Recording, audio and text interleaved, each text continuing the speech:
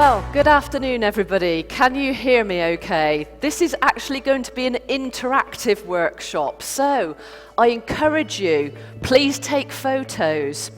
The slides that I'm sharing will be available, so you don't have to worry about scribbling notes. And please send me a connection request on LinkedIn and tweet and share the content.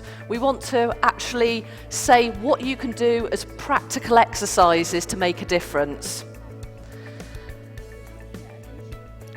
So, your career journey and my career journey. The diversity of your career journey is likely to accept how your personal brand is being developed. And the diversity in your career journey actually contributes to your success. Looking at this, I'm not sure I could have planned it. So I started out as a lifeguard. I then went via railway brake engineering and a tasting panel for chilled foods. I planned the logistics for a plastics moulding factory and moved into their marketing department. And then I was a main board director of a group of construction companies, and they contributed to work within the highways as well. And 5 years ago, I started my own business. But each role that you have in your job teaches you skills. You learn what you like to do, and you learn what you don't like to do. And I loved art and science, so where was I going to find a job that gave me both of those? And sadly, as we've heard earlier, some roles lack female peer support. But when you're in your career, invite passionate people into your life that care about what they do. Think about your job. What actually makes your heart sing? So, who's had any of the following jobs? This is the interactive bit, so hands up. Anybody been an engineer or a quantity surveyor, an architect, a designer, a planner, someone in the logistics or site management, or in the skilled trades? There's numerous different roles within our industry, and all of those contribute to how you build your personal brand within a business. And you need to think, what is your role going to do for your future career? And I'd say every role provides that learning. So, take every opportunity for education. Is your employer offering to send you on a seminar or sponsor a course, maybe a degree? Take that learning and be kind. Curate your network. Who's going to work with you? Who's going to help develop your career? And how can you help develop someone else's career? Build up others. There's no need to knock anybody down. Everybody gets better together. Build that. Show your willingness to learn. And never think your experience is wasted. Something always contributes. As I showed you earlier, I worked as a planner in a moulding factory, and I then marketed plastic drainage products. And then I run my own marketing company and develop a marketing strategy for a stormwater management company who couldn't believe that I could design a drainage run. So it all comes in useful. Make sure you've got that learning and those opportunities. But accumulate that knowledge, help that build your brand, and seek out opportunities for development. And it's all about being generous with your knowledge. Now, we have got worksheets to help you with this, but appreciating everybody's time limits and the distribution of materials, if you want to grab one before you leave, they're on some of the tables at the side, alongside with some purple pens. But what I was encouraging everybody to do is write a list. So the activity for you in your business is, what are you amazing at? What do you excel in? What's your favourite subjects?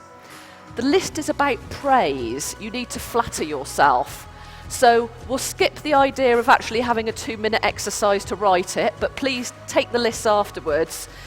There is a worksheet, but actually it's about giving that thought to the process. What are you good at? Because what you're good at is going to build your tribe. It's going to build your brand you and make people engage with you. So that could be skills. lessons learned, your location, your personal attributes. All of these things contribute to brand you. As we've said, give those some thought. If you've got your list, you can capture them. If not, you can soon catch up otherwise. I'm sure you'll remember. And then, by the flip side, you cannot be all things to all people. So, my bad.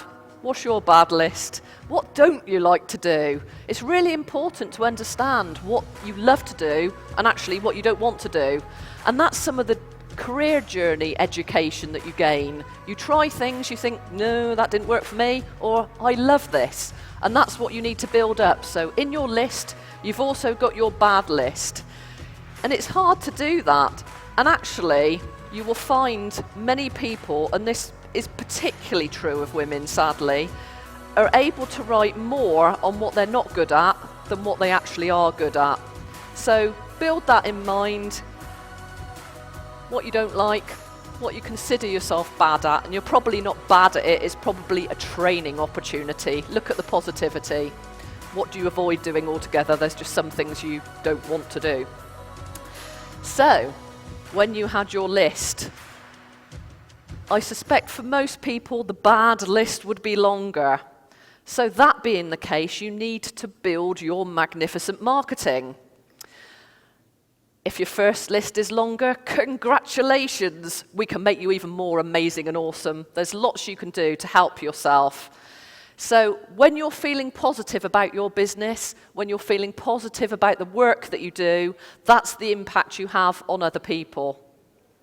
So we're talking about the magnificent marketing of brand you. How do you build your personal brand? Well, first off, you've got to know why you're different. Why is it that someone wants to deal with you? Well, there could be numerous reasons, but you do need to define what products or services you provide, because people basically do need to know what you're going to deliver. And you have to create that trigger in people's memory. What is it you're doing? What will make you their ideal choice? And that's what it comes back to. There's a universe of people out there, and no matter what your skill set is, there's a likelihood that other people do something similar, if not identical. What makes you stand out? Why do you do what you do?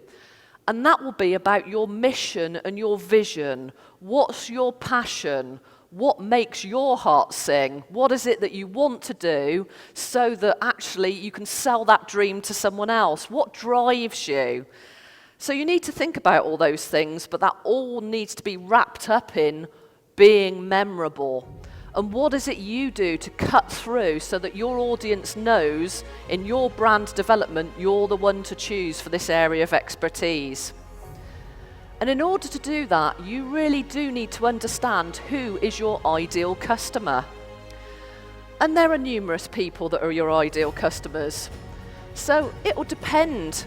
It could be the region that you're in. Maybe you've got a service or a product that only will be specific to a given environment. Or maybe you appreciate that your target audience needs to be a business of a given level of turnover. Or it could be that you're really looking to attract owner-managed businesses or micro-businesses.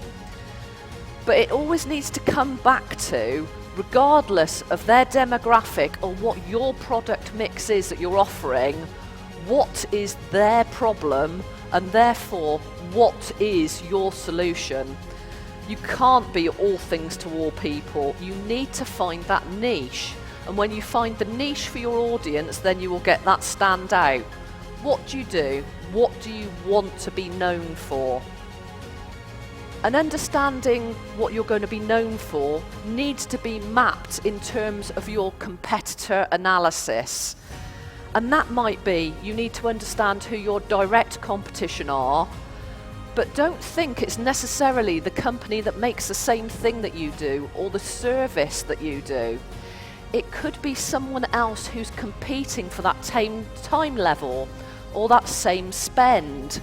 So for example, someone makes beautiful jewellery and they make it for a christening gift or a wedding celebration or a festive holiday. All of those things may then compete with a photography experience or a beauty hamper or something else, the same occasion but a different purchase. So look at your competitors. What do they do well? What are their weaknesses? If they do things great, work out how you can build upon that. How do you become even more magnificent? If they do things badly, aha, that's your link into the market. How can you build what you do to be stronger? What activities do they undertake? Are they strong on social media? Do they do a lot of work with promotional advertising? Are they on the radio or print? Is it the thing that you want to do? Who are their key clients? It might be that you want those key clients, or you might want different ones, but understand them, and particularly their market share and how you can communicate. But don't think competitive markets are bad. Competition provides the chance of education and also provides the opportunity for collaboration. You can form liaisons of business relationships with your competition so you could bid for contracts you wouldn't have the chance to win on your own. So look at all of those. What can you do? How do you make yourself stronger? And to do that, you need to know what sets you apart. How can you be the red apple amongst all the green? What benefit do you give your customers? What do you do better than anything else? How do you believe that you provide that something of value? And that could be that you're positioning yourself as an expert. So, in your career journey, what skills have you gained? How can you reapply those to new environments? How do you push yourself in new directions? And master the art of storytelling. That's great for human engagement. People want to know your personal journey, your business story. How do you build upon that? How do you implant those ideas and those emotions? And get feedback from people. What do they love about what you do? Who are other people they'd like to recommend? And also be aware of your body language. Make sure that that's open. So, building your brand. My brand is very purple, as you can see. And you might wonder where the Purpol came from. Well, I've loved purple since I was 2. In fact, anybody that's probably ever known me in my life would know that I love purple. And even something like a purple pencil sharpener will make me happy. But when I was building my company brand, if they couldn't understand or remember my business name, or they couldn't remember my name, the thing they remembered about brand me, that I was the purple lady. And this has led to new development of building awards and accreditations, and that has a standout. So as a micro business, trying to make a lot of noise, you can't buy all of the advertising and have all the promotional mechanisms you'd like to. So do something and make a lot of noise, have a good business story. And in the award entries, they want to know what your business has done. So, for example, I'm a bid writer. I help people win government contracts. And one of my contracts that I won for a client 4 years ago, the company at that time was 95 years old. And they were a regional contractor and having a very difficult time in the market. We won the contract. And the managing director, who is the 4th generation of his family to run that company, said, "You saved our company." That is the emotional story. That's what connects with people and helps build your brand. And people love statistics. So what can you say you've developed as your business? I've done the maths, and in the 5 years of running my company, I've contributed to opportunity worth 3.5 billion. Now, not everybody's won all of those jobs, but you have to win the bids to be able to go forward. And our win rate is currently 95%. What are your business stories? How do you build your brand? As a small business, a person in business, or a large business, you've got to make a lot of noise. And you've got to love your brand. You have to keep it real. It needs to be authentic. You actually have to keep being the best version of you and give consistent messaging. You can't have an off day if you're presenting your business. You need to be the best and brightest version of brand you when you're delivering. And the purple and the O'Leary, that's where the purple came from. And on your business cards that you've been handed, we had a little exercise. And I don't know if you'll notice, and it might not be that they're all distributed to have this effect, but there's actually 3 versions. So I've got a business card that's got, on the reverse, my details in Arabic. And I had those because I was honoured to speak at the Big 5 previously on how to win government contracts. So that's an authenticity tool. It's sensitive culturally to the local environment. And then there's another version that's got a purple eye on the back. So that's linking with our tagline of marketing insight, seeing into the soul of your business. What do you want to achieve for your marketing strategy? And then the third version is my new ones. Literally, they've only been out less than a week. And this is a promotional vehicle, as I've just written a book. So I've taken the opportunity on my business card to promote my product offer on the back. So use your business cards. They're a great space. Use both sides of them. Make them count for you. So remember, your personal brand when you're building your business is about you. It's who you are, and it's what you stand for as a person. It's your purpose. It's the power that you have over your choices. It's how you want to develop your company and your reputation within your business. And you actually need to make sure that you find clients who will love you. You need to match your clients with your vision. You don't want to be working for people who don't get how good you are. That's demoralizing. So be careful, choose who it is you want to work with.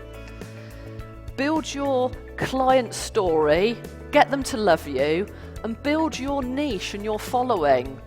There are many different marketing agencies, but there's not many that have got a specialism in bid writing.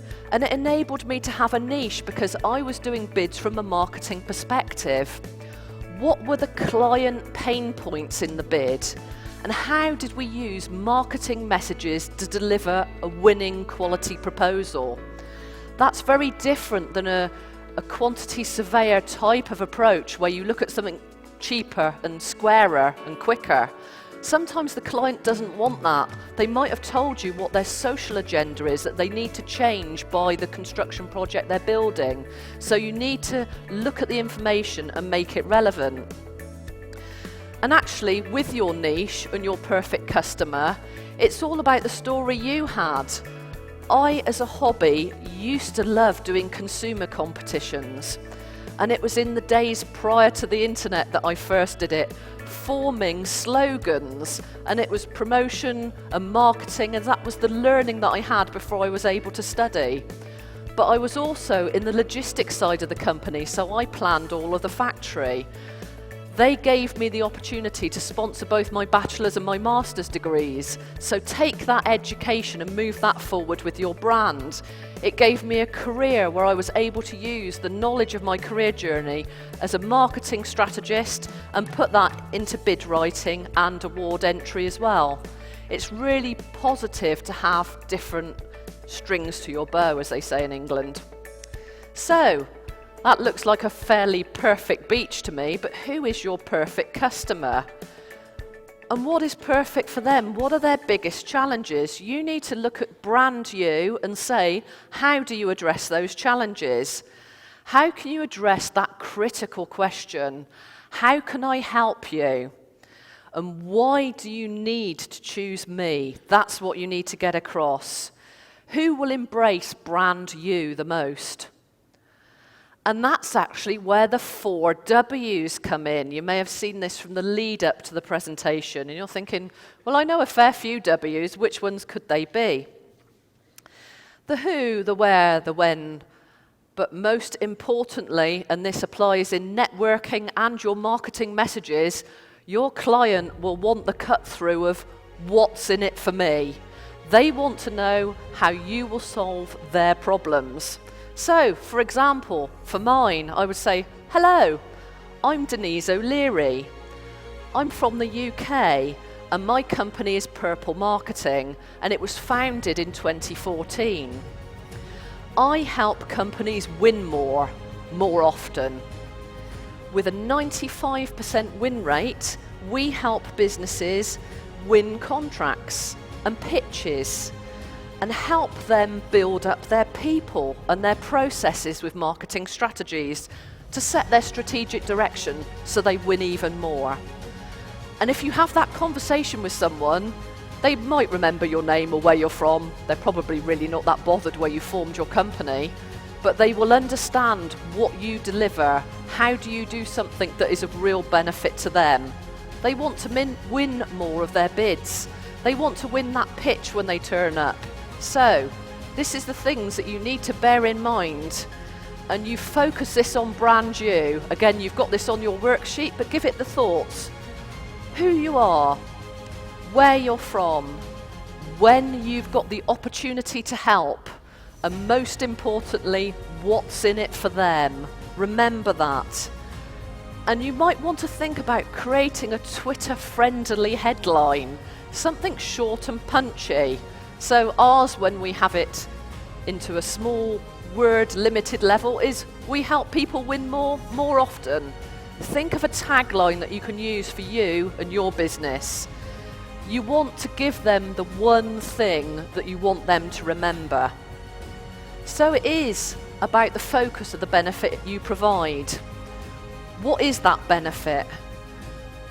What's in it for me, for your customers? Give that your thought, and that will help you define your pitch and your personal brand. And when we look at tips for building your personal brand, then you can look through all of the different elements and what you can do to actually help yourself. And I'm a great advocate of generating PR for your business. So enter awards. There are local awards, there are sector specific, there are national, there are international awards. Whatever there is that your sector is participating in, make sure you enter those awards. Develop your chance to be a thought leader. How can you speak on your subject of expertise? How do you become the go-to person? And that could be everything from national TV interviews to a column in your local newspaper. What is it you're going to contribute? Become your brand storyteller. How are you the face within your business? And it might be you're the face of your department or the face of your company. Whatever it is, what is it that you're going to do to build that brand? And remember to create those press releases on the things that you do. Tell a story that you attended an event, that you went to a great seminar. Tweet a photo of me on stage and give me a shout out with my social media feeds, and I'll share it. It all builds that community. But it has to be authentic. Remember, people now cut through a lot of information. There's a huge amount of digital data uploaded every day. You need to have that cut through. How are you authentic in your business? And this is actually a picture of me last week in New York, where I was really honoured to win 2 International Stevie Awards for women in business. So look at the smile on my face. If I can give that feeling to you, I would be so delighted. So please take that opportunity. And actually, this was the whole reason I've just written my first book.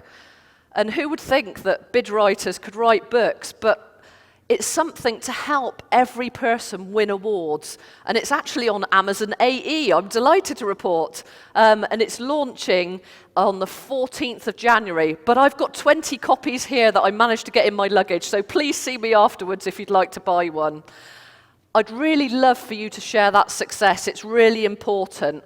And I'd really encourage you to share learning with your interns. What can you do? How can you provide those work experience opportunities? So in summary, I'd say to you, love your brand, be consistent, reinforce it across all your media. My book cover is purple. There's a surprise. It's gold as well. I actually had, when I was at school as an 11-year-old, a mock election, and purple and gold were my election colours. All these years later, I still love them. So be authentic, be consistent, and be the best version of you. You are the only one that's you. You are the best at it. So I'd like to thank you all very much for your attention, and now I'd like to hand over to some questions if anybody'd like them from the audience. Thank you.